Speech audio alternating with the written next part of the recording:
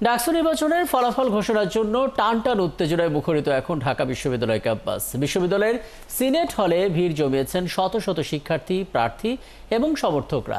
সেখানে আছেন সহকর্মী ফরহাদ ইবনে মালেক, যুক্ত হচ্ছেন আমাদের সঙ্গে।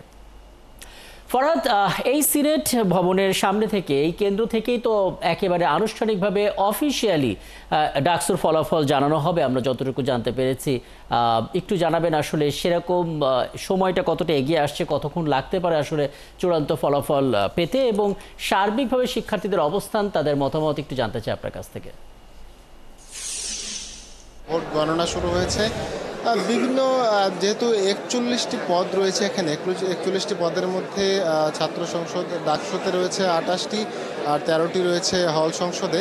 এত বিশাল যে ভোটযোগ্য হিসাব করতে গিয়ে ওএমআর যে মেশিন, এই মেশিন আসলে কাজ করছিল না, কারণ সঠিকভাবে ক্রস চিহ্ন অনেকেই দিতে পারেনি, যার ফলে কাজ করা যাচ্ছিল না।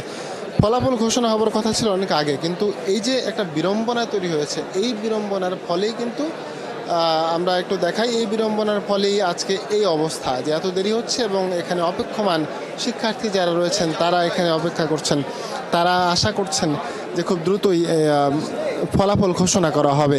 তবে এখনও পর্যন্ত আমরা যতটুকু জানতে পেরেছি আরও আনুমানিক কমপক্ষে ঘণ্টাখানেক লাগার সম্ভাবনা রয়েছে, কারণ এখনও অনেক কেন্দ্রেই একটি পুরো হলের ভোটই গণনা শুরু হয়নি, যেখানে হল সংসদের ভোট আলাদা, আবার ডাকসু কেন্দ্রীয় যে 28 পদের ডাকসু আপনার মাধ্যমে আসলে ফরহাদ ইবনে মালেক এই ছবিটা দেখতে পাচ্ছি। সব শিক্ষার্থীরা আসলে সিনেট হলে বসে আছেন। এখান থেকেই অফিসিয়ালি আসলে ডাকসু নির্বাচনের ফলাফল ঘোষণা করার কথা, যেটা একটু আগে আমরা জানতে পেরেছিলাম।